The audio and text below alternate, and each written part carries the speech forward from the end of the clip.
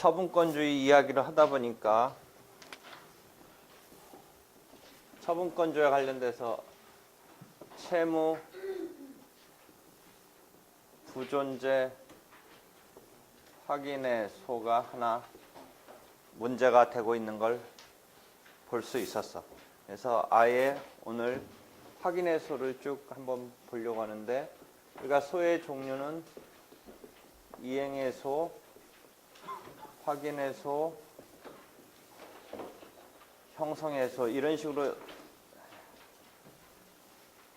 사적으로는, 그러니까 역사의 의미의 사적으로는 발달해 왔어. 그러니까 과거의 소송이라는 건 실체법에서의 청구를 소송상 이제 뒷받침해서 이행의 소로서 그 청구권을 뒷받침하는 분쟁에 대해서 이행의 소로 나타나는데, 그 실체법적인 청구를 발판으로 하지 않고 그냥 이제 사람들이 보니까 그럼 우리가 이렇게 생활관계에서 펼쳐지는 그런 법률과 관계된 어떤 그런 권리, 법률 뭐 이런 거와 엮이면서 생활관계에서 펼쳐지는 것을 확인받고자 하는 이런 소송을 사람들이 이제 법원에 심리해달라고 했어. 그래서 확인의 소송이 생긴 거야. 한편 그 다음에 이제 어떤 형성의 결과를 가져오는 것을 여러 사람이 관련됐기 때문에 법원의 판단으로 처리하기 위해서 형성의 소라는 이런 규정에 따라서 법원의 판단을 받을 수 있도록 한 이런 상태로 발전을 했어.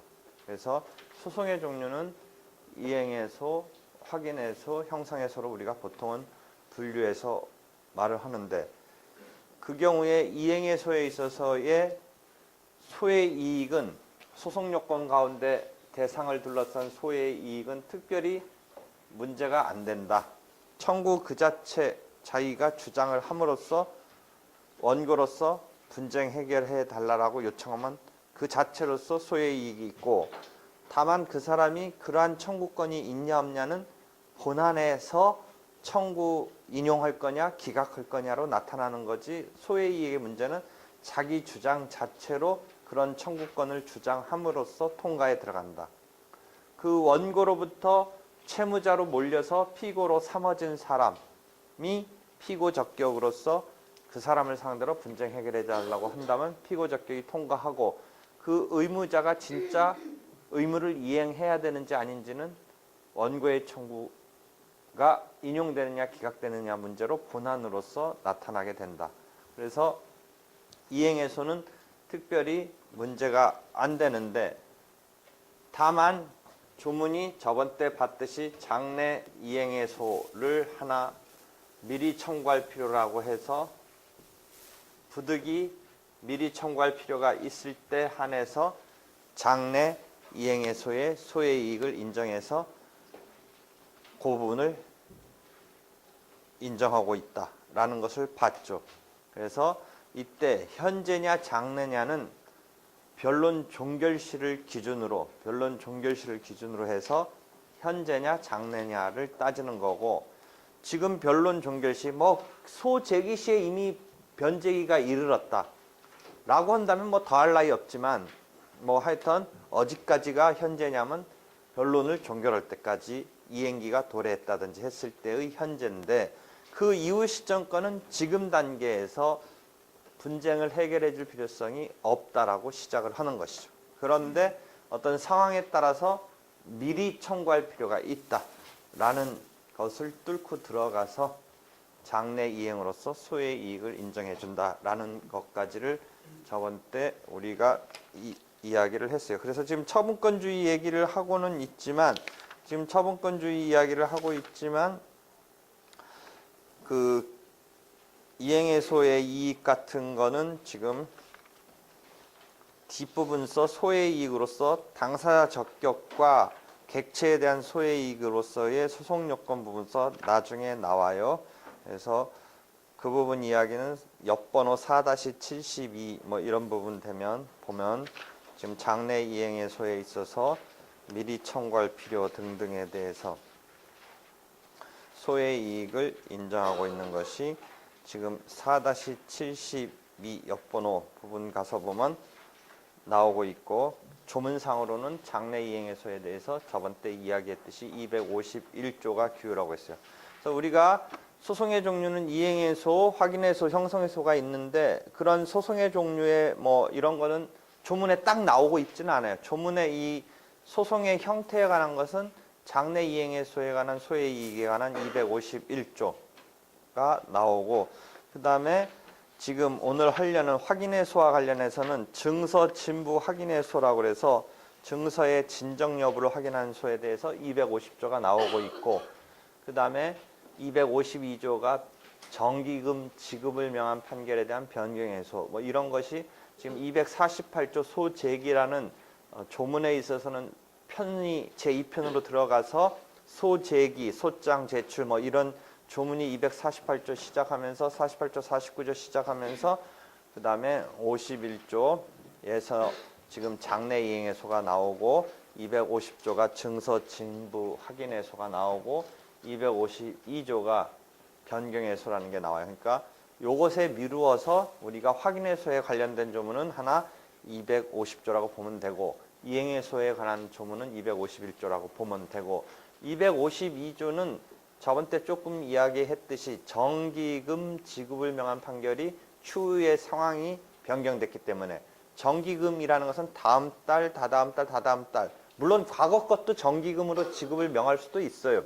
그러니까 이미 부상을 입은 것을 뭐 손해배상을 하는데 또는 뭐 소음 피해 같은 것을 입은 것을 손해배상하는데 과거 시점부터 지금까지 것을 월 단위로 한다든지 1년 단위로 청구할 수는 있지만 그런 방식으로 청구할 수 있지만 보통은 종전권은 모아서 일괄적으로 현재 시점에 뭐 10개월이면 10개월 것을 곱해서 청구하면 되니까 그냥 뭐 1년 전부터 거를 12개월을 뭐 매달 지금으로 해라 라고 하는 식의 청구보다는 그냥 1년분이면 1년분, 10개월이면 10개월분을 몽땅 그려서 청구하는데 다음 달 거, 다다음 달 거, 다다음 달 거는 원래 우리가 그때 가봐서 그만큼 손해가 발생하는 거고 그때 가봐서 그만큼 손해가 발생하는 건데 그게 만약에 여러분이 가장 접할 수 있는 것은 손해배상의 일실이익에 있어서 그것을 이제 복리로 해서 현재 가치로 하느냐 달리로 해서 현재 가치로 하느냐에 따른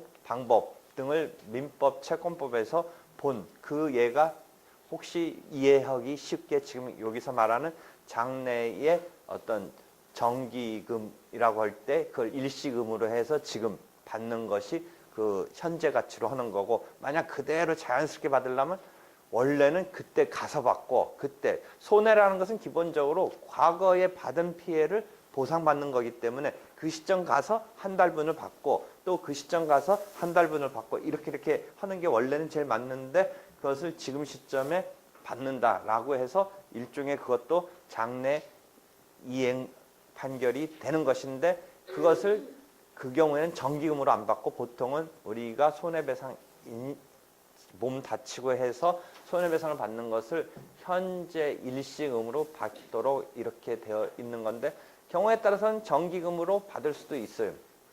왜냐하면 일시금으로 받으면 이 사람이 돈 받았다가 확 어디에 쓰거나 뭐 좀 사기당하거나 이럴 수 있기 때문에 그 사람의 어떤 부양적인 성격이라든지 그때그때 필요한 돈이라고 했을 때는 법원이 만약 배려해 준다면 정기금으로 받고자 하는 것으로 판결을 이렇게 내려주는 본인은 정기금보다는 당장 목돈을 받고 싶어서 일시금으로 요청할 수는 있는데 법원이 그런 경우에 부양료적인 같은 거는 정기금으로 주는 게 좀 안전하다고 생각할 수 있어요. 이 사람한테 일시적 확 줬다가 얘가 확 어디에 날려버리면 이게 몸도 성치 않는 사람이 그랬을 때 그런 어떤 법원이 정기금으로 하는 게 낫겠다 이렇게 생각할 수는 있어요.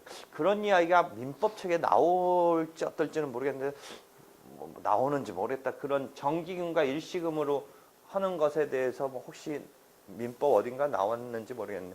하여튼 그런 배려를 한다라는 개념도 있을 수 있다.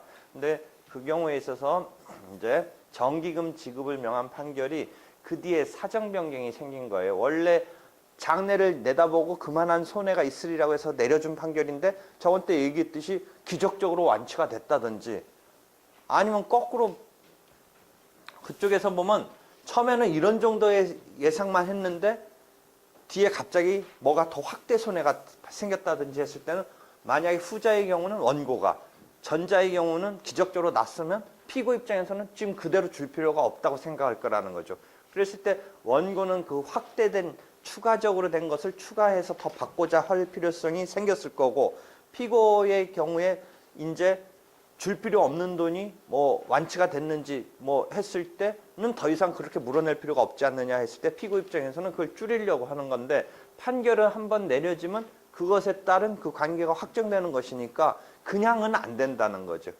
그러니까 기판력은 한번 확정됐으면 재심 사유가 있지 않는 이상은 그 관계를 뭐 스스로 판결이 그렇게 있지만 둘이 양해해서 뭐 그 뒤에 조정돼서 한다면 할 말은 없지만 누구 하나가 우기면 판결은 그렇게 해줬기 때문에 왜 지금 와서 딴 말 하냐라고 했을 때 일단은 그걸 깨트리기 위한 작업이 저번 때 말했듯이 원고 측에서는 더 받고 싶다면 과거에 한번 내려진 판결에 대해서 뭔가 그 추가분을 하는 이런 작업을 해야 되는 것이고, 피고 입장에서는 거꾸로 그것을 감으려는 작업이 뭐냐면 변론 종결시 이후에 얘가 뭐 몸이 호전됐다. 그러니까 더 이상 이제는 손해가 월 예컨대 50만 원이 발생하지 않는다. 뭐 월 30만 원만 발생한다라고 했을 때는 20만 원을 떨어뜨리려는 것을 청구 이의소 등으로 피고가 낼 수는 있다라는 것이죠. 그때 청구 이의소 같은 것은 우리가 소송은 보통은 실체법에 바탕을 두고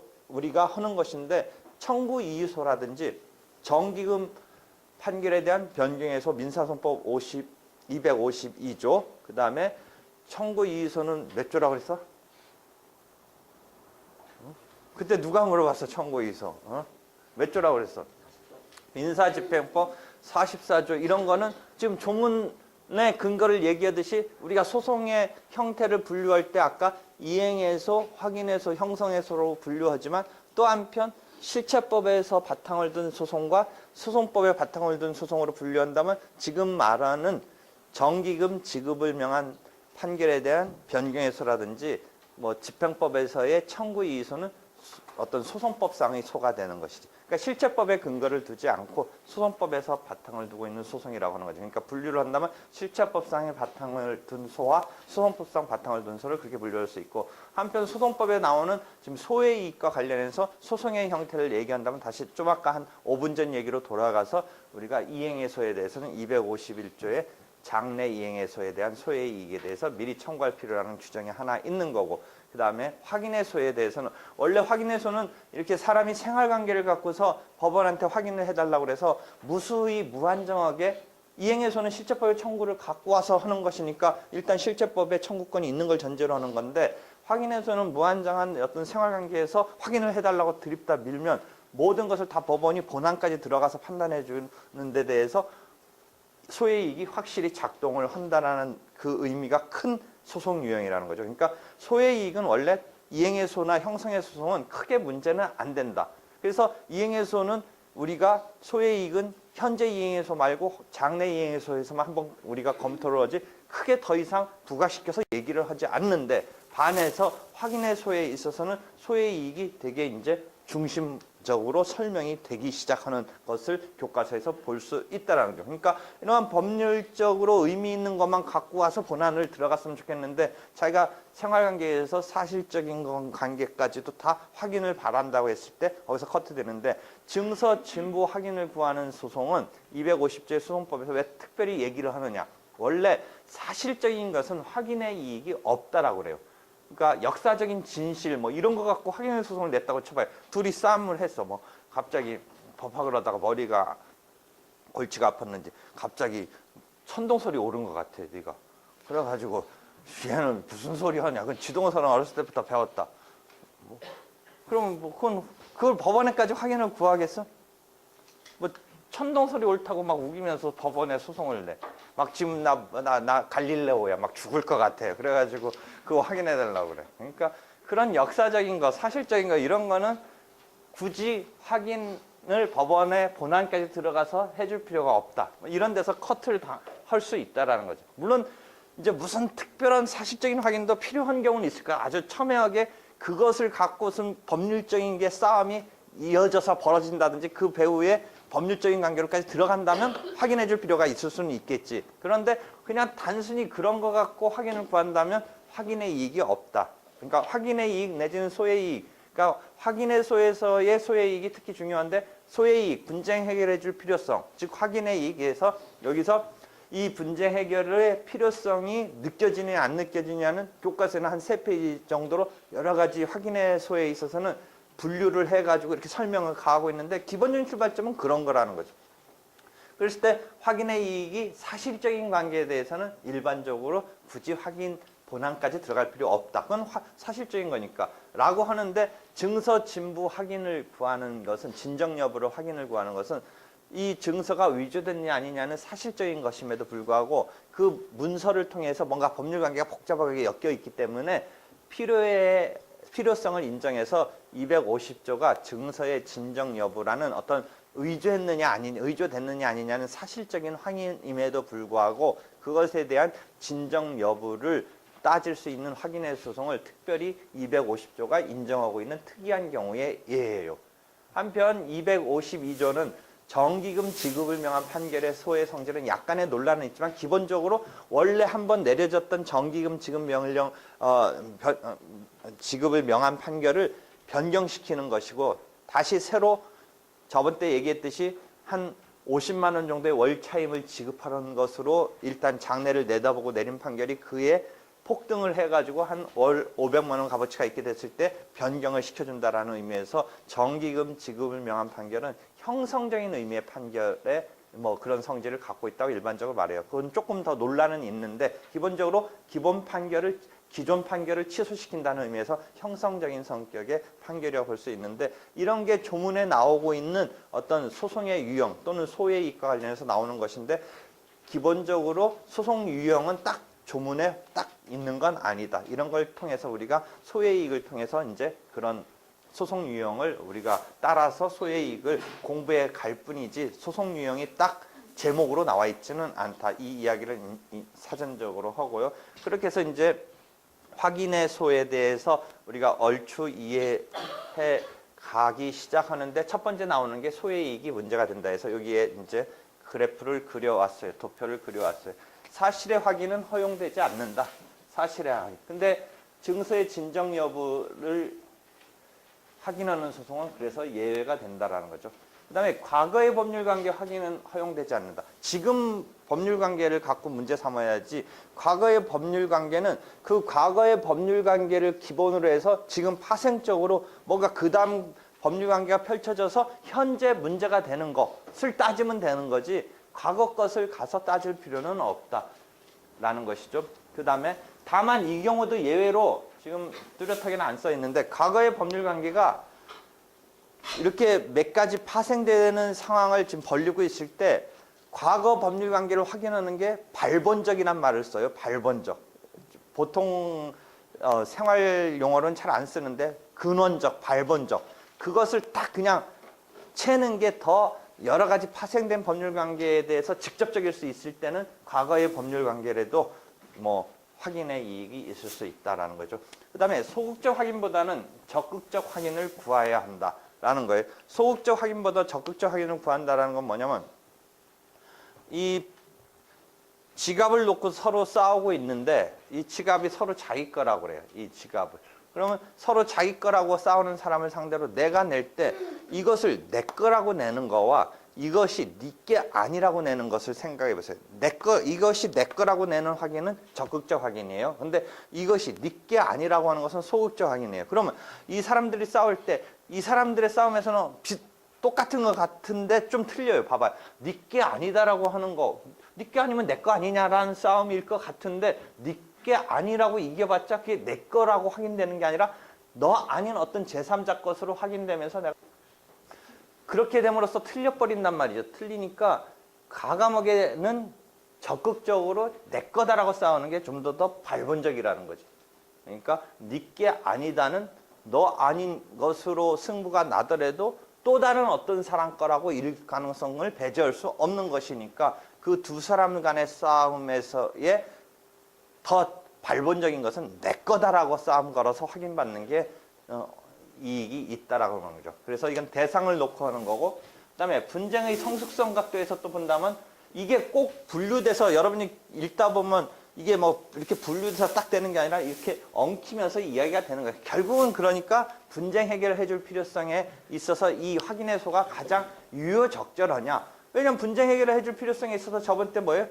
하나 예를 든 게 어떤 사람이 이 땅의 소유권을 싸우고 있는데 제3자가 끼어들어서 그 땅을 뭐 제 거라고 말해주고 다닌다고 열받아가지고 그 사람, 그 싸우고 있는 사람끼리 소송을 해야지. 당사자적 격의 입장에서 그런 말 하고 다니는 사람으로 해봤자는 의미가 없다. 분쟁 해결의 필요성이 없다. 피고적 격이 없다. 그 사람하고 해봤자 이 문제가 해결되는 게 아닌 것이죠. 그냥 그 사람이 그렇게 말하는 게 기분 나쁠 뿐이라는 느낌은 알겠지만 결국 싸움은 그 소유권을 놓고 대립하고 있는 사람 간에 벌리면 되는 거지. 거기서 말 거들고 있는 사람을 상대로 하는 것은 필요가 없다. 뭐 이런 거 얘기할 때 얘기했는데 결국은 이 대상으로서 말을 하는 거, 결국은 분쟁의 그 입장에서 그런 법률 관계가 이 확인의 소송으로 해결되는 게 지금 필요성이 있느냐가 분쟁의 성숙성이 있느냐. 그래서 즉시 확정의 이익이라고 조금 어려운 용어를 쓰는데 그 다툼의 내용의 불안이 현실적으로 지금 직면하고 있어야 돼요. 현실적으로. 그럼 이것도 어떤 상황을 한번 이해가 될 거냐면 지금 아버지가 막 정상적으로 돌아가시면서 나한테 상속될 수 있는 땅을 누군가한테 게임에 빠졌는지 증여 비슷하게 해가지고 그걸 누구한테 확 줘버렸어요. 그럼 내 입장에서 볼 때는 그 제3자가 아버지를 막 살살살살 꼬셔가지고 그 땅을 막 증여받아가지고 넘긴 것 같아가지고 그것에 대해서 그 사람이 사기를 쳤다든지 아버지가 착각을 일으켰다든지 그래서 그런 법률 행위가 취소 내지는 무효시킬 수 있다라고 하는 그 아들 입장에서 아버지가 어떤 사람한테 딱 넘긴 것에 대해서 뭔가 제동을 걸고 싶은 마음은 충분히 이해가 돼요. 아들 입장에서. 왜냐하면 그 아버지가 정상적으로 돌아가시면서 지금 뭔가 편찮으시면서 돌아가시면 내 땅이 될 것 같은데 아버지가 뭔가 정신이 혼미한데 어떤 뭐 친척이 어떤 사람 끼어들면서 그렇게 해가지고 싹 빼갔어요. 그랬을 때 자기 입장에서는 그걸 갖다가 뭔가 이게 의사가 불분명한 뭐 이런 거 헷갈리게 해서 뭐 그런 거 아니냐라고 거는 심정은 이해되는데 거기서 그러면 그 법률 관계를 이 사람이 무효이다, 취소한다, 뭐 이런 거 건다든지 그 무효의 법률 관계의 확인을 구한다든지 했을 때 그 무효라는 것을 확인을 구한다든지 하는 그 관계를 봤을 때 이 사람 입장에서 아들 입장에서는 어떤 지금 근거로 그걸 걸 수 있다 없다 생각해 보세요. 그 무효 사유가 있다고 설사 쳐봐요. 그 아버지와 어떤 사람이 지금 거래한 것에 대해서 무효 사유, 증여 같은 거 한 것에 대해서 무효가 있다고 쳐도 그 무효를 다툴 사람은 아버지지. 내가 다툰다라는 것에 있어서 혹시 다툰다라는 게 와닿는 것은 뭐 때문에 그러겠어요? 이 사람이, 아들이. 상속 받을 수 있다라는 거죠. 근데 상속은 언제 발생을 해요? 사망할 때 발생하는데 극단적으로 보면 지금 단계는 그 분쟁이 성숙했다라고 봤을 때 아직은 아니죠. 자기가 상속을 받을 수 있는 기대 정도의 상황이지 지금 아주 극단적으로 말하면 어떤 상황도 벌어져요. 참 안 됐지만 자기가 먼저 죽으면 어떻게 돼요? 자기가 아버지보다 먼저 죽으면 뭐 게임 그런 얘기 할 수 있는 상황도 들어가지도 못하는 거잖아요. 그러니까 지금 단계에서는 그 아버지가 어떤 사람과 거래한 것에 대한 것의 가타부타를 따질 위치가 느낌은 알겠어요. 자기가 상속되면서 자기 거 될 것 같은데 아버지가 그거 어디에 증여를 해버리니까 그게 감소된다는 느낌은 알겠지만 지금 입장에서는 그것을 다툴 이익이 아직 실제하지 않다는 거죠. 현존하지 않다는 거죠. 그래서 그런 의연 불안의 현존성이 아직은 없다는 거죠. 그러니까 상속자로서의 기대적인 느낌은 알겠는데 기대적인 상황은 알겠는데 아직 그것은 현존되어 있지는 않다라는 거죠. 그런 것을 다툴. 그래서 그런 거예요. 예, 되겠죠. 그다음 방법 선택의 적부. 예컨대 이행해소가 가능한 청구권에 대해서 그 청구권 자체의 확인을 구하는 것은 그러니까 내가 예컨대 손해배상을 또 다른 케이스에서는 가해자고 피해자를 해서 가해자를 상대로 내가 손해배상 청구해서 손해 입은 6천만 원이면 6천만 원의 지급을 구하면 돼요. 그런데 그렇게 안 내고 그냥 이행소송으로 안 내고 이것에 대한 확인소송을 내는 거예요. 손해배상 그냥 6천만 원 받을 거 있다라고 치고 들어가서 가타부타 승부를 내면 되는데 그것을 이행의 소송으로 안 내고 손해배상 채권이 내가 받을 권리가 있다는 확인의 소송을 냈다고 쳐봐요. 확인의 소송과 이행의 소송을 예를 든다면 이행의 소송은 그 이행을 하라라는 과정에서 확인적인 의미의 내가 손해를 입은 그래서 피해가 있었다라는 그것이 확인되면서 이행적인 의미의 손해배상을 하라든지 하는 이행적인 그 의무의 이행을 명하는 판결을 하는데 그 명하는 판결을 함에 있어서 확인적인 의미는 내포돼서 판단이 나오기 때문에 굳이 확인만을 특별히 자기는 그냥 더 싸울 생각 없다라면 확인으로 끝나겠지만 결국은 그 원하는 것은 손해배상을 받고자 6천만 원을 받는 것을 원하는 것이라면 확인 의미는 그 과정에 분명히 이행을 받아버리면 이행하라라는 판결에는 확인적인 내용은 담겨서 나오니까 굳이 확인 소송을 내는 것이 이익이 있겠느냐 이행의 소를 들어가는 게 더 발본적이지 않겠느냐의 문제죠. 왜냐하면 확인 소송 자체는 내가 손해배상을 받을 권리가 있다라는 확인만 받은 것으로는 집행할 수가 없어요. 확인 소송 갖고는 집행할 수가 없어요. 결국은 6천만 원을 지급하라라는 이행 판결을 가지고 집행을 할 수 있기 때문에 확인 판결만으로는 그 역할을 못 해주는데 특별히 아까 말한 대로 두 사람 간에 있어서의 확인적인 판결만으로 더 이상 싸움을 안 하고 그것에 따라서 원만히 해결될 수 있는 무슨 특별한 이유가 상황이 있지 않은 이상은 확인만으로는 완전한 해결이 안 되니까 아예 이행 청구를 하는 게 이행 소송을 청구하는 게 더 직접적인 거 아니냐. 그래서 그런 상황에 있어서 확인 소송만을 내는 것은 소의 이익이 없다. 뭐 이런 식으로 하는 거예요. 그래서 이런 이야기 등을 이제 확인의 소송에서 분류해서 이야기하는데 이게 뭐 이렇게 카테고리로 우리가 교과서를 설명하려고 분류해 놓은 거지 기본적인 출발점은 소의 이익서, 확인의 소에 있어서의 어떤 뭐 그 분쟁 해결해 줄 필요성이고 그걸 주체로 봤을 때 원고적격, 피고적격으로 나타나는 거고 대상을 둘러싸고는 이렇게 분류해서 설명하는데 일단 소의 이익이 이런 개념이다라고 이해를 해보면 돼요. 그래서 확인의 소의 이익의 기본 이야기를 했고요.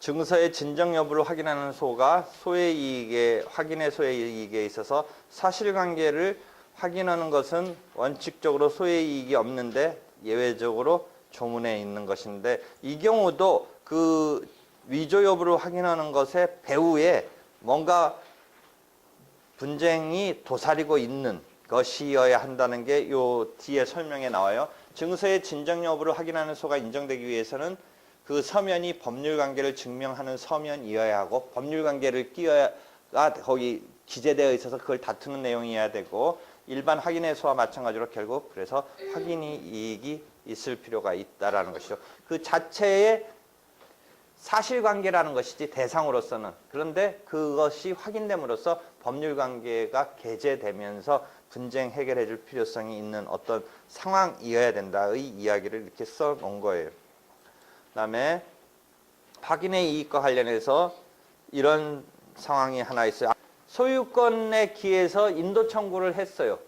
소유권에 기해서 예컨대 이 지갑에 인도 청구를 했는데 내가 깨졌어요. 내가 패소했어요. 패소했다는 것은 소송문은 뭐예요? 인도 청구권에 대한 권리가 내가 없다고 그래서 패소를 했어요. 그러면 확정된 판결에 대해서 다시 내가 요번은 어떻게 소송을 내냐면 이제는 이 지갑이 내 거라는 확인 소송을 냈어요. 보세요. 이행의 소를 내서 깨졌어요. 패소했어요. 그래서 확정이 됐어요. 뭐 싸우다 확정됐어요. 그러면 내가 그 지갑에 반환 청구 내지는 내 거라고 주장하면서 돌려달라고 하는 소송에서 깨졌으니까 법원은 사실상 어떻게 그 인도 반환 청구권에 대해서 내 말을 안 들어주는 와중에 어떤 판단이 게재됐을 것 같아요? 내 지갑이 아니고 제 거라든지 뭐 하여튼 적어도 내 지갑이 아니니까 너한테 네가 소유자가 아니니까 너는 그걸 돌려받을 권리가 없다고 그래서 내가 깨진 거예요. 그럼에도 불구하고 판결이 확정됐는데 내가 이번에는 어떻게 소송을 낸 거예요? 확인 소송으로 그 지갑은 내 거다라는 확인 소송을 냈어요. 이랬을 때 어떻게 될 것 같아요? 그 사람은 종우는 기껏 반환 청구에 대해서 막아냈어요. 그게 네 거냐라고 싸워서 내 거 아닌 것을 기짝에서 막아냈는데 이제 슬쩍 방향을 바꿔서 이게 확인만 딱 냈어요. 내가 내 지갑이다. 그러면 종우는 미치는 거죠. 두 번 비슷한 사건을 갖고 싸움을 하는데 완전히 똑같지는 않은 거예요. 왜 그래요? 어? 소송물이 다르죠. 앞에는 이행소송이었고 지금은 확인소송을 낸 거예요. 그렇죠? 그렇지만 생각해 보세요. 피고 입장에서는 이행소송의 싸움에 그게 내 거다라고 피고 측은 얘기하면서 내 거를 부정하면서 막아냈는데 슬쩍 또 한 번 끝난 줄 알았는데 확인으로서 소유권자라고 치고 들어오니 깝깝하지는 않겠어요? 원고는 사실은 똑같은 싸움 한 번 더 벌리는 꼴로 기판력이 작동을 차단되지 않으면 되는데 피고 입장에서는 결국 그 싸움은 뭐야? 이 지갑의 소유권이 네 거냐 내 거냐 이 싸움의 연속성사 아니겠냐 이거죠. 하나는 반환 청구 내지는 인도 청구로 나타났던 거고 요번은 확인 청구로 나타나니까. 그랬을 때 법 이론적으로는 기판력에 걸리지 않고 확인 소송을 또 낼 수가 있어요. 그런데 이제 그러면 그건 실무적이고 법 이론적인데 그러면 이제 이론 중에서도 이제 학자들이나 이제 그런 데 대해서 피고 입장에서는 똑같은 싸움 또 한 번 벌리는 건데 이론적으로는 소송물이 틀린 거죠. 앞 사건의 소송물은 뭐예요? 이 물건에 대한 어떤 물건에 대한 반환 청구 소송이었죠. 그렇죠?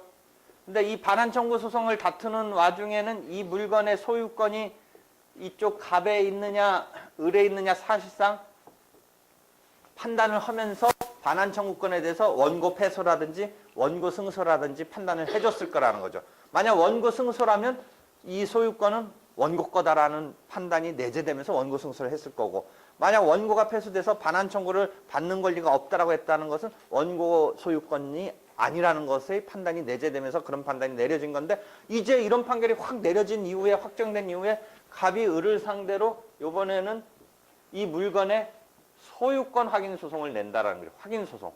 이게 기판력에 걸리지 않는다는 거죠. 소송물이 틀리니까.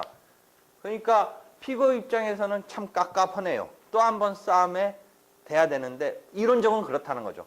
이론적으로. 그러면 피고 입장에서 내가 막아냈어도 또 한 번 소유권 요번엔 교묘하게 법을 배워서 기판력에 걸리지 않고 소송물에 걸리지 뭐 다르다고 해서 이렇게 낼 것처럼 하는 행동을 예견하는 상황에서의 피고는 아예 앞에 소송에서 어떻게 좀 이렇게 막아뒀으면 좋겠어요.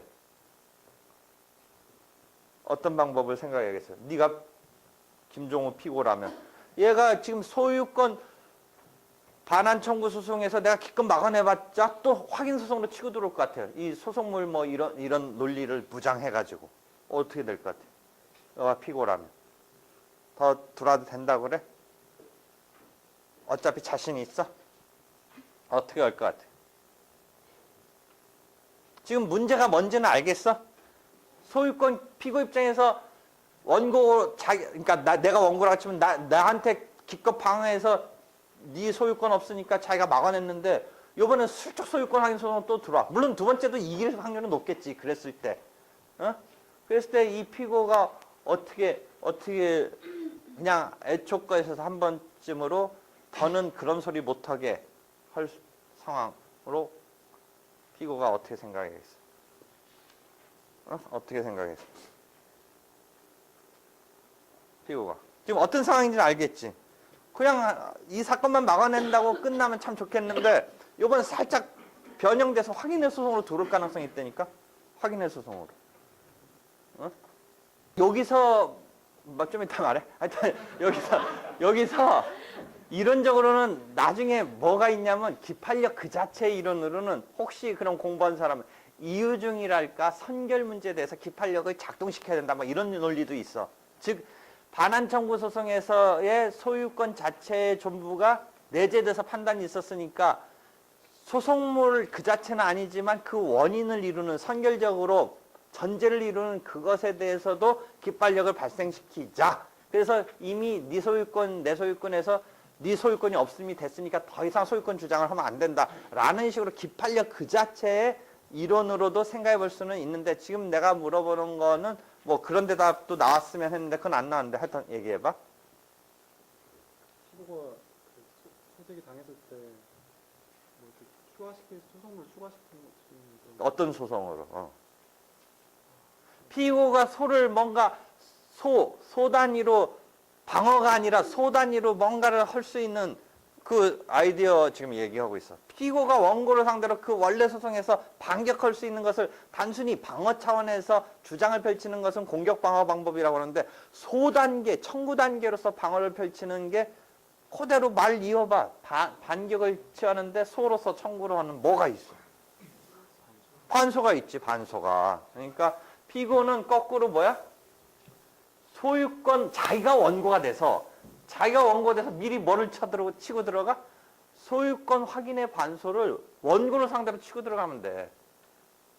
피고가 원고가 돼서 그 사건에 반소라는 건 본소, 그러니까 이제 원래 소송은 본소가 되는 거지. 그렇게 되면 원래 소의 본소에, 그러니까 본소가 된 거지. 원래 소에 반격하는 소를 내는 거야. 그래서 피고가 거꾸로 원고가 돼서 자기가 소유권자라고 지금 이거 소유권을 전제로 한 반환을 해야 되느냐 마느냐 싸움에 아예 이거의 소유권은 나라고 나를 상대로 네 거 아니다 내 거라고 소유권 확인을 요청하는 반소를 치고 들어가면 되고 그런 것을 특수하게 처리해 주는 게 반소 또는 원고가 추가해서 내는 뭐 그런 선결적인 쟁점에 대해서 소단계화하는 게 중간 확인의 소라는 게 있어. 중간 확인의 소.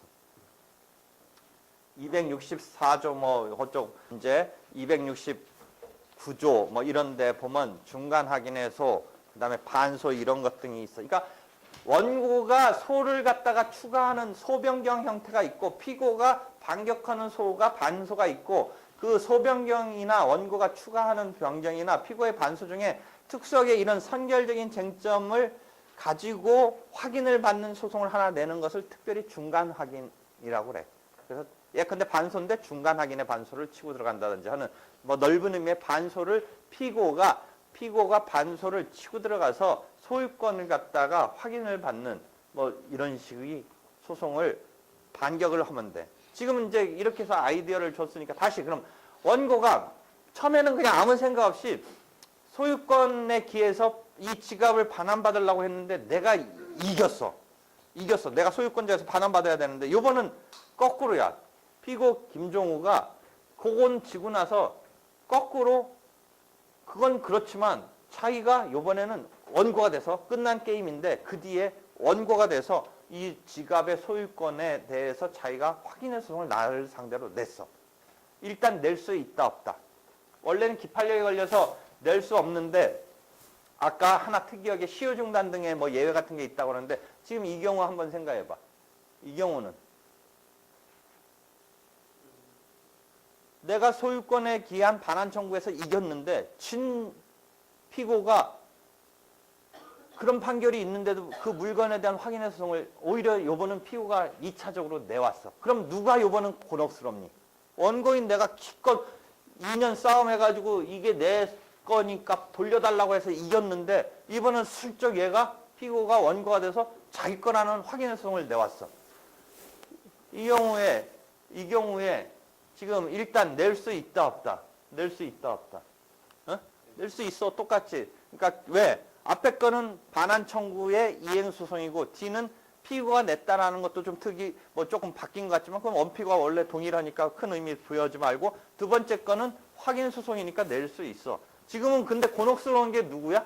원고가 곤혹스럽잖아. 내가 곤혹스럽잖아. 기껏 해서 1년 2년 걸려서 이겨놨는데 다시 한번 2차전 붙자인데 그 소송 형태가 이번엔 확인 소송이라고 지금 기판력에 걸리지 않는다니까. 여기서도 아까 무슨 논리처럼 하면 돼? 기판력이 그런 선결 문제도 걸렸으면 좋겠다라는 이런 생각을 하는 거야. 근데 그건 뭐 실무상 안 받아주는데 그러면 요번의 경우는 내가 아예 그 2차전이 오는 것을 봉쇄하기 위해서 애초에 어떻게 했으면 돼? 애초든 소송 도중이든 첫 번째 반환 청구 소송을 냈던 와중에 여기다가 뭐를 붙이면 돼? 똑같은 방식이야. 그 2차전 벌릴 수 있는 것을 아예 청구 단계로 해서 소유권 확인 소송을 붙이면 돼. 그러니까 애초부터 냈을 때면 소유권 반환 청구 소송만 내지 말고 확인 소송 및 반환 청구 소송을 냈으면 돼. 아니면 뒤늦게라도 낌새가 그럴 것 같으면 반환 청구 소송만을 냈다가도 도중에 추가로 해서 확인 소송을 붙이면 돼. 이게 소송이 병합됐다라는 거야. 그러니까 내가 지금 용어 쓰는 거 봐봐. 애초에 확인 및 반환 청구 소송을 냈으면 확인 소송이라는 단위 하나의 사건과 반환 청구라는 사건 두 개를 병합한 거야. 이것을 객관적 병합이라고 그래. 용어를. 왜 객관적이야? 대상을 병합시켰다는 의미야. 그지? 그런데 애초에 반환 청구 소송만 냈는데 소송하다 보니까 얘가 나중에 이것까지 이렇게 정확하게 해결 안 해놓으면 2차전 벌일 것 같으니까 소송 도중에 확인 소송을 붙이는 것은 용어 쓰는 거 봐봐. 내가 소송을 변경한 거야. 소를 변경한 거야.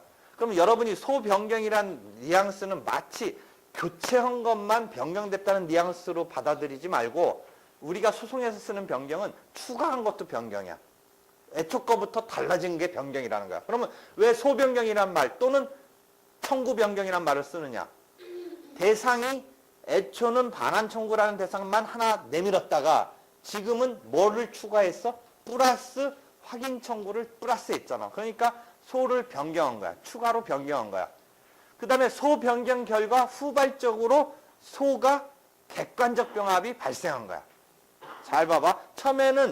처음에 같이 두 사건을 냈으면 원시적인 객관적 병합이야. 용어 쓰는 거 알겠어?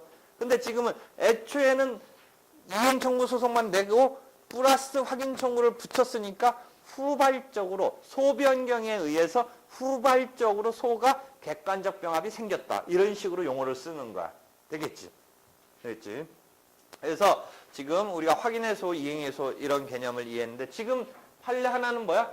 전판에서 전소송에서 실컷 이겼는데 소유권 확인 소송을 내는 게 기판례에 걸리지 않는다는 말이 또 다른 표현으로 여기는 뭐야? 두 번째 소송이 확인의 소의 소유이익이 없는 것은 아니다.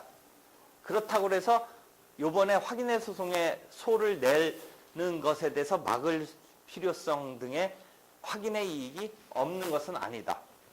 그래서 법률상 이익이 있으며 확인을 구할 법률상 이익이 있으며 확인을 구할 법률상 이익이 있으며 하고서 하나 더 나가서 그렇다고 해서 이게 신의 측에 의배되는 것도 아니다. 신의 측에 반하는 것이라고 단정할 수 없다.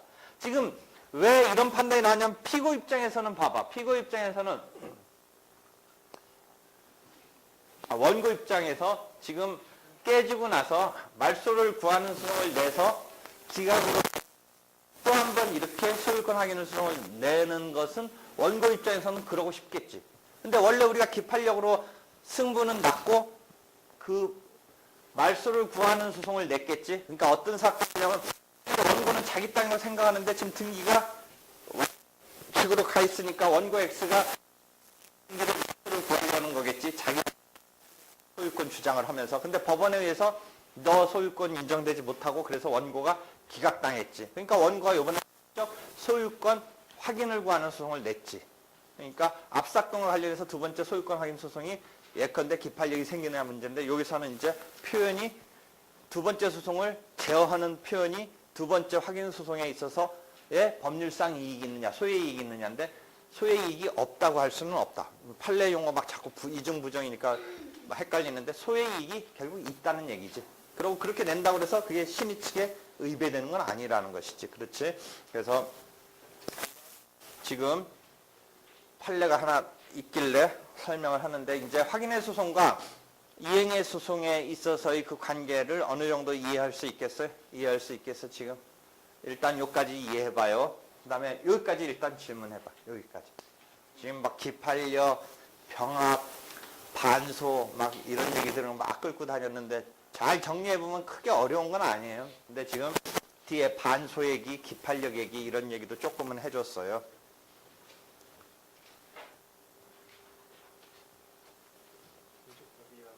질문이 있는데요. 좀 약간 다른 거긴 한데 아까 반환 청구랑 소유권 확인의 소가 소송물 다르다고 하셨는데 똑같이 소유권이 관련된 거니까 그 구소송물 이론으로 해도 똑같은 거 같아요. 구소송물이든 신소송물이든 이건 상관없어. 구소송물 이론이든 신소송물 이론이든 소송 형태가 틀리잖아. 하나는 확인의 소송이고 하나는 이행의 소송이야. 아주 막 극단적으로 넓게 보는 어떤 입장을 취한다면 마찬가지 아니냐고 볼 여지가 뭐 있긴 있지만 어떤 입장을 취하든 대부분 소송 형태가 틀린 것 자체는 일단 별개의 사건이야. 애초에 소송 유형이 이행소송, 확인소송, 형성의소송으로 3분류되니까 일단 그거는 같은 급으로 봐주는 데 대해서 논의로 하는 거야, 일단. 그러니까 이행소송과 확인소송은 일단은 별개다. 그래서 소송물이 별개니까 기판력에 있어서 객관적 범위라는 나중에 이제 그런 챕터가 나오는데 기판력, 판결의 효력에 미치는 이 대상을 둘러싼 범위가 216조에 보면 주문 중의 판단. 그 주문이 소송물이라고 우리가 앞에서 소송물을 표현하고 있는 조문에 대해서 4-5개 이렇게 조문을 나열해서 내가 한번 설명해서 보여준 적이 있잖아. 그때 보면 216조의 기판력에서는 주문 중의 판단에 기판력이 미친다. 예외가 조금 있긴 한데 상계의 경우에 원칙적으로 주문 중의 판단에 기판력이 미친다 할 때 이 주문이 소송물 단위로 우리가 바꿔서 이해를 하면 되니까 소송물이 다른 거는 기판력이 미치지 않는다는 것이지. 그러니까 그다음에 그럼 반환 청구라는 소송물은 그 인도 청구권이라는 것이지. 인도 청구권. 그러면 소유권 그 자체는 소송물은 아닌 것이지.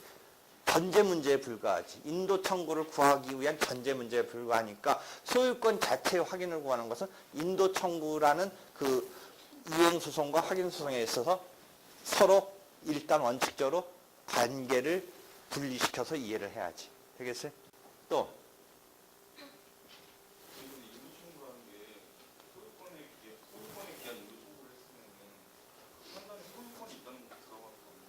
그러니까 전제로는 들어가는데 소송물을 자꾸 이해해보라니까. 소유권의 기한, 물권적 민법에 보면 뭐 민법 210몇 조에 보면 뭐지? 물권적 청구권으로서 반환 청구권, 방해 배제 청구권, 뭐 방해 예방 청구권이잖아. 그 경우는 자기 물권의 기한, 소유권의 기한, 뭐 반환 청구권, 방해 배제 청구권 이런 거잖아.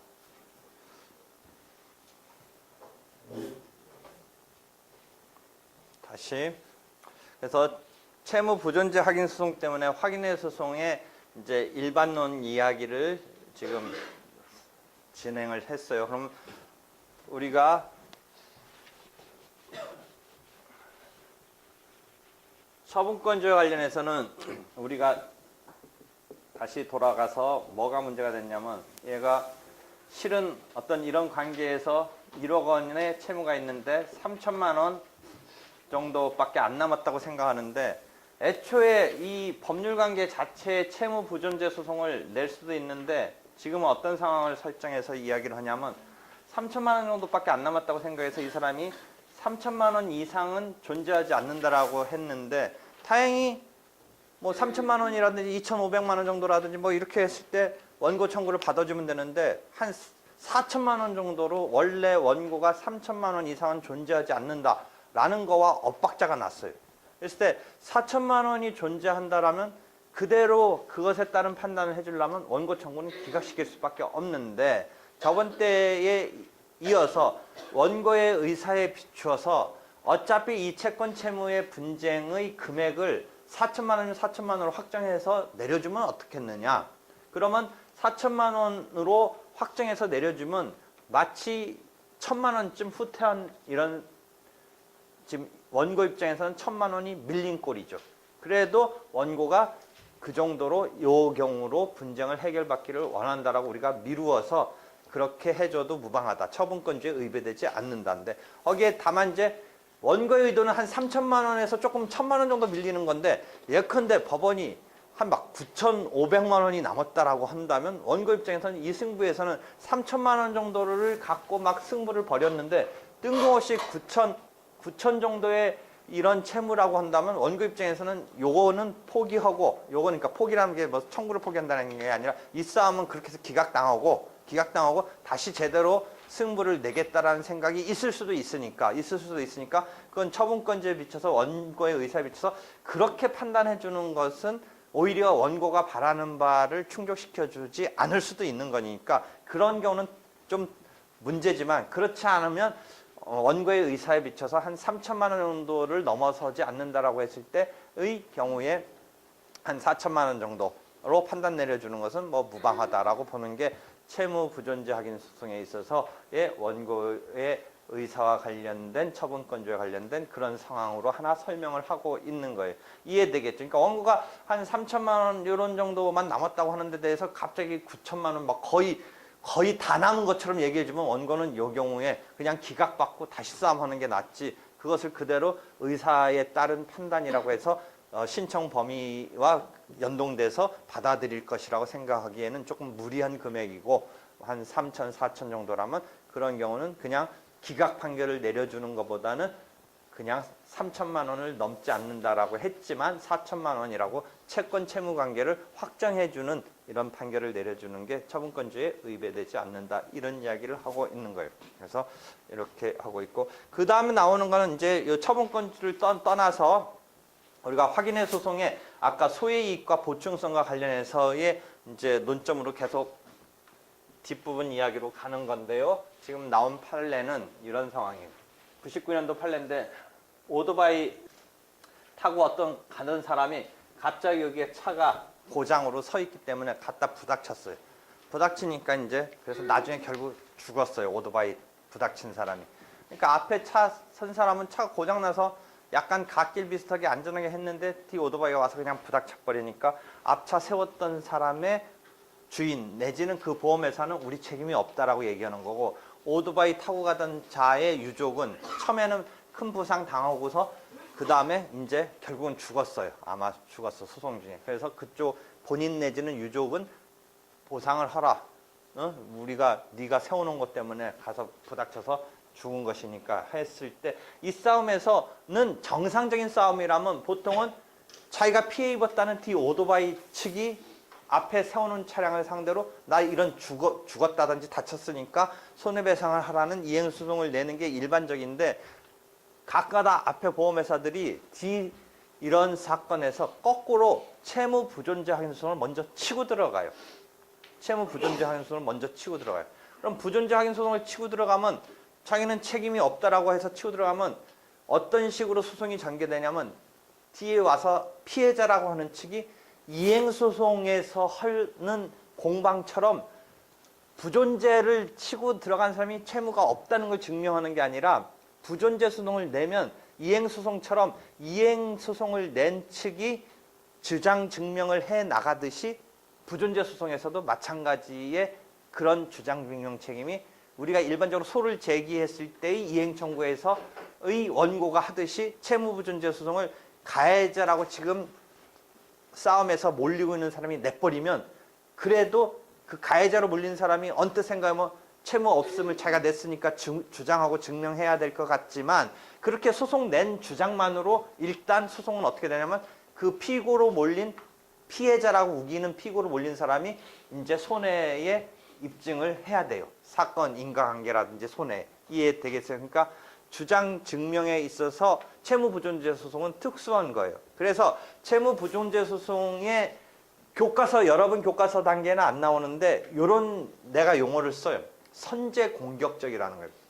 이쪽이 말로는 막 네 잘못이다라고 싸우고 있고, 정상적인 소송은 그렇게 해서 이제 못 참고서 거기서 이쪽이 내 책임이 없다라고 하니까 그 피해 입었다고 하는 측이 이행 청구 소송으로서 손해배상 청구 소송을 내는 게 전형적인데, 거꾸로 채무자가 거꾸로 자기 책임 없다고 먼저 치고 들어가면, 그렇게 되면 사건이 어떻게 되냐면, 그럼에도 불구하고 피해자라는 측이 인과관계라든지 이쪽 가해자의 과실이라든지 손해를 증명을 해내야 되니까, 이쪽이 선제공격을 하면 저쪽이 갑자기 거꾸로 당황을 해요. 채 준비가 안 됐어요. 말로는 이제 막 지금 병원에 누워가지고 다쳐서 경황이 없고, 다만 이제 니네가 우리 와서 왜 물어주지 않냐, 이거 네 잘못 아니냐 하고 싸우고 있는데, 갑자기 거꾸로 소송이 확 들어버리면 거기가 마음의 여유가, 지금 말로는 막 네 잘못이네 내 잘못 싸우고 있지만 소송할 여력이 없는데, 갑자기 자기가 소송 내서 인과관계랑 과실이라든지 손해를 증명하는 그 작업을 거꾸로 자기가 주도해서 소송 내면서 차분히 정리해서 잘 그런 것이 수집된 상태에서 하는 게 아니라 급습을 당한 꼴이 되는 거예요. 채무부존재 소송을 치고 들어온 것에 대해서 급습을 당한 꼴이 돼요. 그 말을 내가 선제 공격적이다. 그래서 채무부존재 소송이 그런 역할을 해요. 그러니까 자기가 이제 싸우는 와중에 상대방한테 차근차근 준비하면서 소송을 낸 게 아니라 급작스럽게 소송을 당하면서 거꾸로 자기가 소송 낼 때 할 그런 일 등을 그 경우에 입증 책임이 피고에게 있는 거예요. 채무부존재 소송은. 이해되겠죠? 그래서 채무부존재 소송에 대한 입증 책임은 피고에게 있다는 문장은 교과서 등 판례 등에서 나오는데 그것을 이해하려면 선제 공격적인 거고 원래 주장 증명 책임은 권리의 발생에 대해서는 그 주장하는 자가 증명 책임을 지고 그것을 갖다가 멸각, 소멸, 저지시키려는 자는 그것에 대한 증명 책임을 지고 하는 것에 대해서 좀 특이한 경우예요. 그런데 채무부존재를 치고 들어가니까 그 손해배상 청구권이 자기가 있다라는 피해자인 피고가 일반적인 이행소송처럼 증명을 해야 돼요. 그래서 그게 선제 공격적인 역할을 하는 거예요. 그러니까 보통은 그래서 여기서 유족 측이 피해자 측이 이 보험회사를 상대로 소송을 낸 게 아니라 거꾸로 여기는 오히려 X가 이 앞차의 보험회사고 여기가 원고가 돼서 이 사망한 피해자를 상대로 죽은 쪽을 상대로 채무부존재 소송을 냈어요. 그러면 아까 말한 대로 확인 소송은 소의 이익에 있어서 어떤 거예요? 그냥 평범한 상태에서는 소의 이익이 없는데 이 경우는 왜 소의 이익을 뚫고 들어갈 수 있냐면 채권자와 채무자, 그러니까 피해자와 가해자가 있어서 네가 책임이 있네, 내가 무슨 잘못을 했냐 라는 싸움이 있으니까 이 이른 가해자로 몰린 X가 보험회사가 Y를 상대로 부존재 확인 소송을 내 소의 이익이 인정되는 거예요.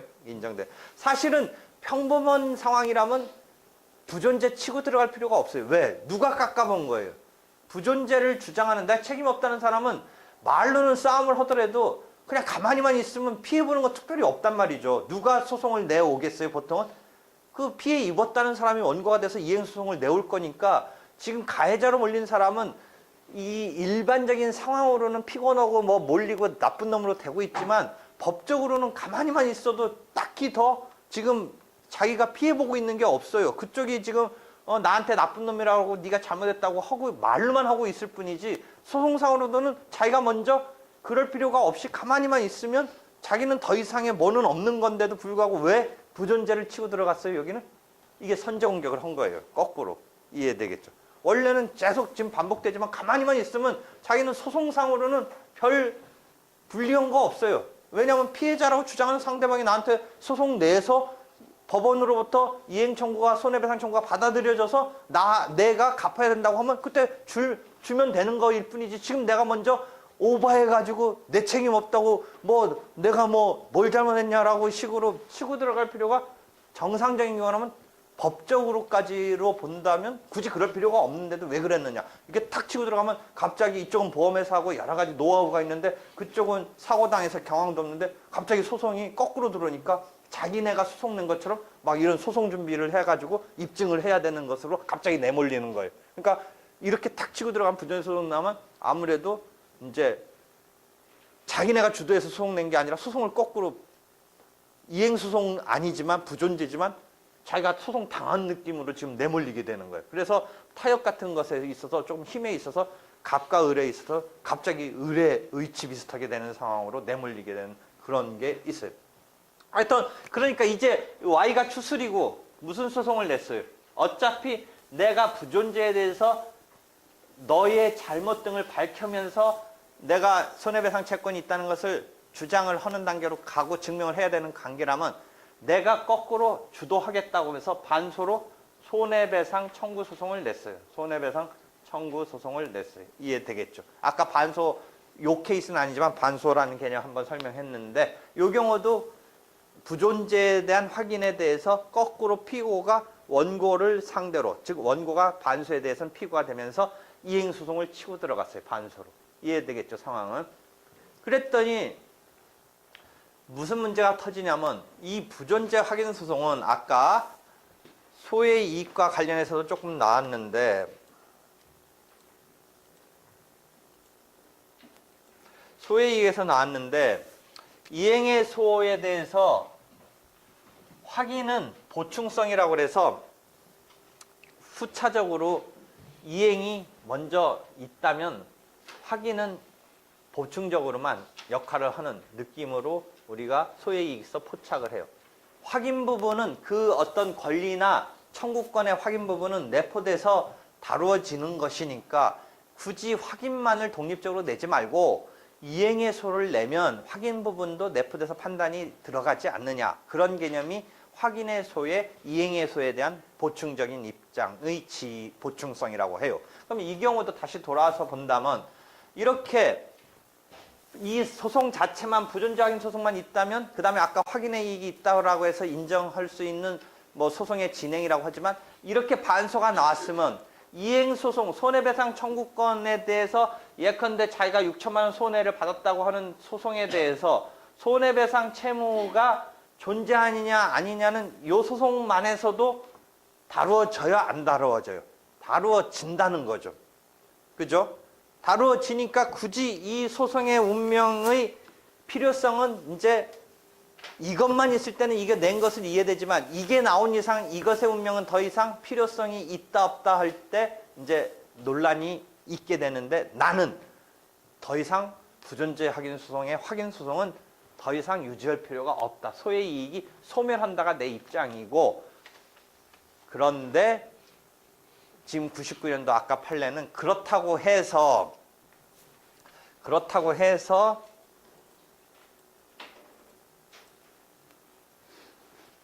본소에 대한 소이익이 소멸되는지 여부 빨간색인데 안 보이는데 소극이라고 되어 있어요. 소극.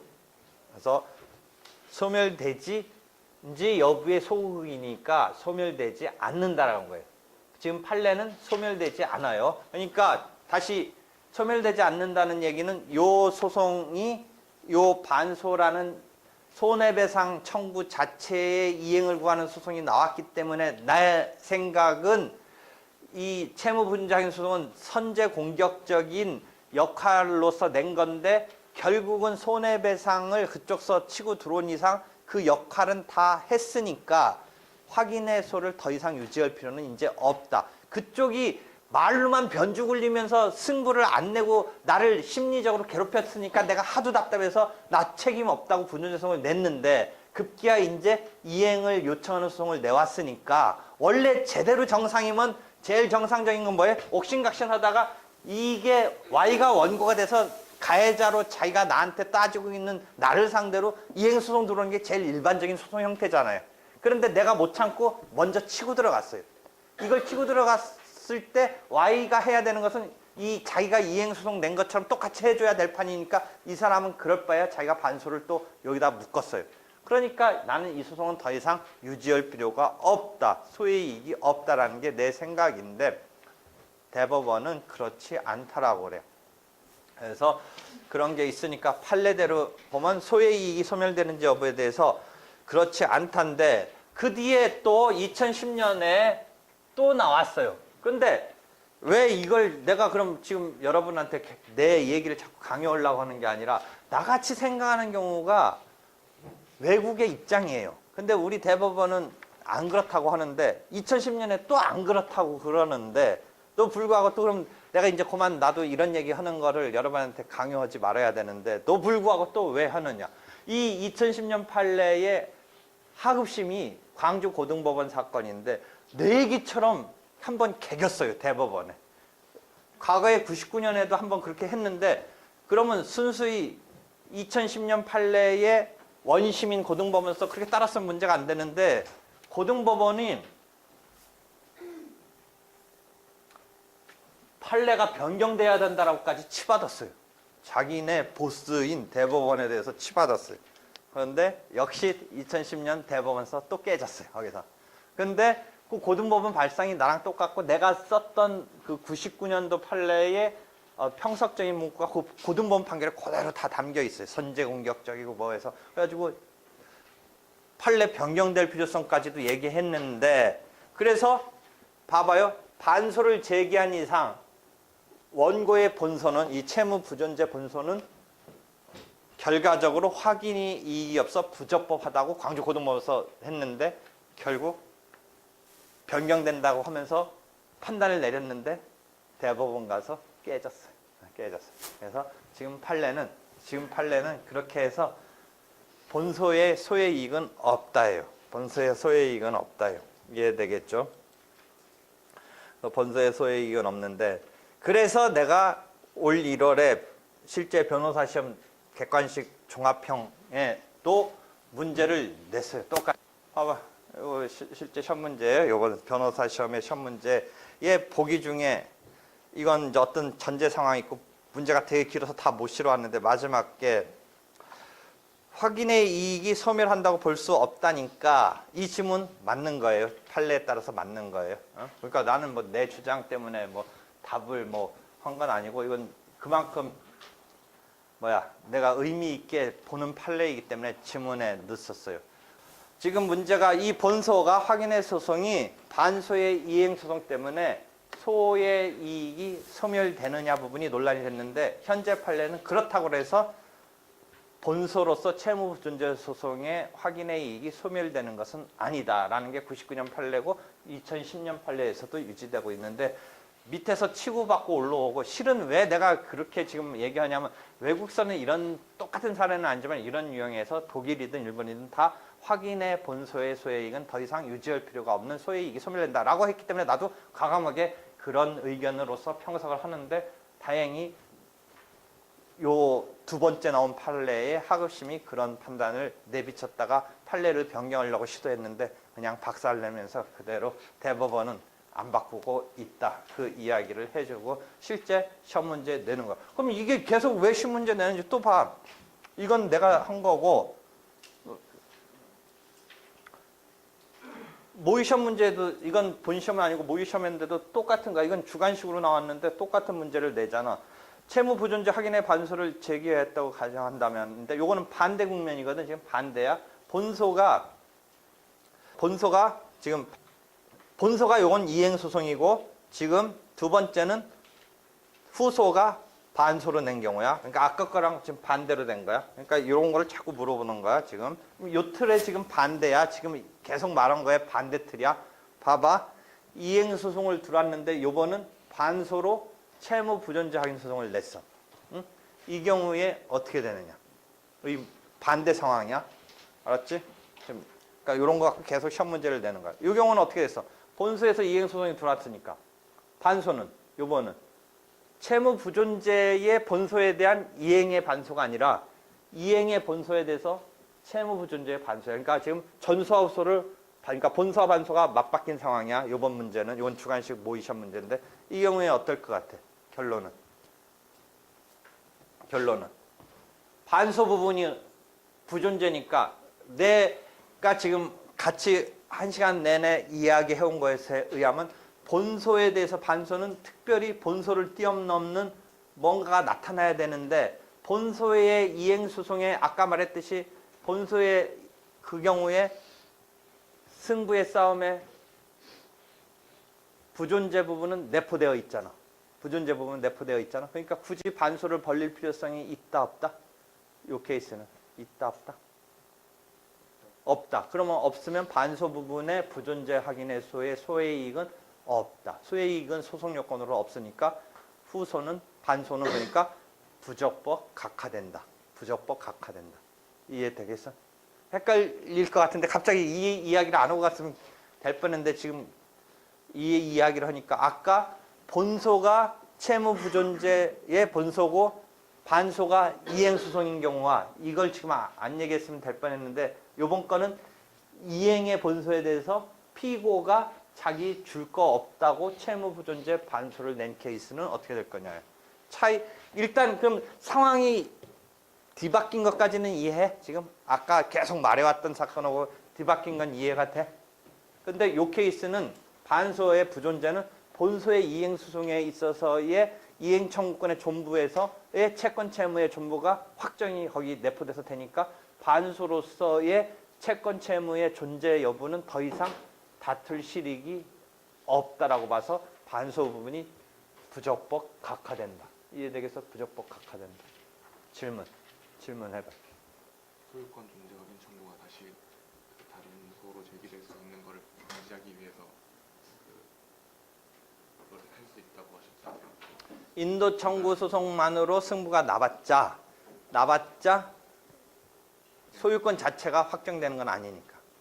이 경우에는 그러면 그게 안 되는 그러니까 예를 들어 대금 청구 소송 지금 질문은 소유권에 기한 인도 청구 소송에서의 소유권 확인 자체가 별도로 문제될 것 때문에 다시 내는 거 여부에서 설명했던 거와 이거의 상황을 지금 갖고 지금 질문을 한 거예요. 지금은 이행 소송에 대해서 본소송 이행 소송에 대해서 채무 부존재 확인의 반소 이게 앞에가 있었으면 좋겠는데 하여튼 지금 상황이 보니까 1차 대금 청구에 대해서 계속증 시효로 소멸했다고 주장하면서 부존재 확인의 반소를 제기한다면 병의 반소에 대한 것은 반소가 원고의 본소에 대해서 특별한 더 의미를 갖겠는가를 생각해 보는 건데 지금 질문은